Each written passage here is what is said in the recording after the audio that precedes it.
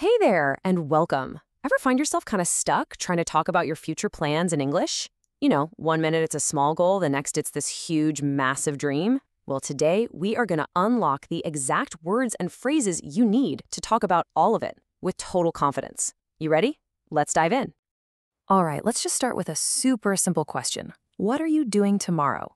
No, really, take a second and think about it. Just answering that one little question, that's actually the very first step to getting a handle on all of this. So here's what we've got on tap. We're going to start with the simple stuff, everyday plans. Then we'll build out your grammar toolkit, figure out how to talk about things you're not so sure about, look at some real-life examples, get into the difference between goals and dreams, and then finally, how to get the conversation started with other people. It's going to be a full journey. All right, first up, talking about tomorrow. We're going to keep it nice and simple and start with those small, concrete plans that, make up our daily lives. So let's start small. What's on your to-do list for today or tomorrow? Maybe you're thinking something like, tomorrow I plan to bake cookies. Or maybe, tomorrow I plan to water my plants. That little phrase, I plan to, is just perfect for these everyday things. It just shows you've put a little bit of thought into it, even for a second. Okay, moving on to section 2, our future tense toolkit. Now, if we want to go beyond those really simple plans, we're going to need 2 essential tools, will and going to. So let's break down exactly when you should use each one. So here's the main difference, right? We use will when we're making predictions or, a quick decision on the spot. It's kind of like a future possibility. But what about those plans you've already made up your mind about? Yep, that's when going to comes into play. For instance, if you say, I will travel more next year, what you're really saying is that you have a hope, a general intention. The tickets aren't booked, right? It's just a desire, maybe a prediction, but what you hope the future looks like. But now, check out the difference here. I am going to visit my family next month. And what's the reason? Because I bought the tickets already. See? The decision is locked in, the plan is confirmed, it is happening. That right there is your big signal to use going to. But, life isn't always so black and white, is it? Sometimes our plans are more like possibilities. So let's add another layer to our toolkit. This is for those times when you're just not 100% sure. So what do we say when it's a maybe? For those plans that are still kind of floating around, the ones we haven't really committed to yet? This is where might and may become your best friends. These are your go-to words for talking about possibilities. They basically signal, hey, this could happen, but it's not a done deal. You'll hear might all the time in everyday chats, and may is pretty similar, just a little more formal sounding. Take a look at this one. I might learn to speak Italian. It's a great dream, for sure, but the key part is that phrase, I'm not sure yet.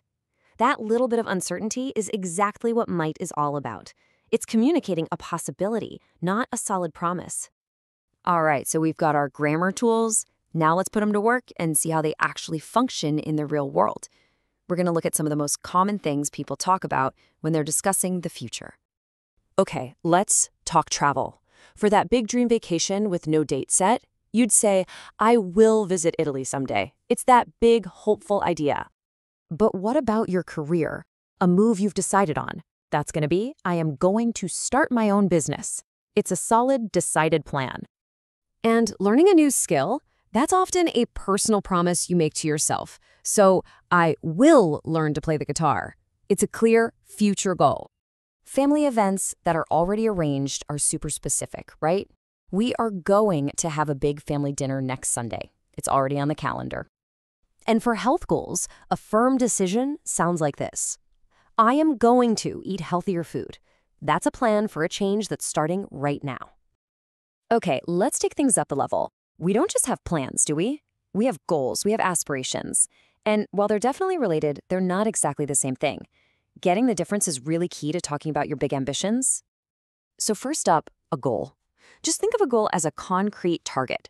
It's something you are actively working on. The example here is absolutely perfect. My goal is to learn 10 new English words every week. You see how specific that is? It's measurable, it feels achievable. That's a goal. And now we have an aspiration. This is bigger. It's more emotional. It's that really strong hope you have for something amazing way down the road. Check out the example. My aspiration is to write my own book one day. That's not a weekly to-do list item, right? It's the huge, powerful why that's driving all those smaller goals. You know, talking about your own future is awesome, but connecting with other people about theirs, that's even better. So let's get you set up with a few key questions to get those conversations rolling.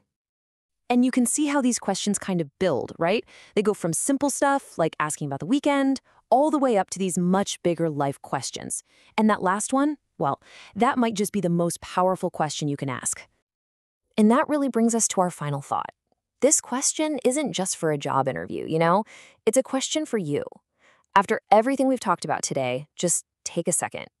Use this new toolkit you've got and really ask yourself, where did you see yourself in 5 years?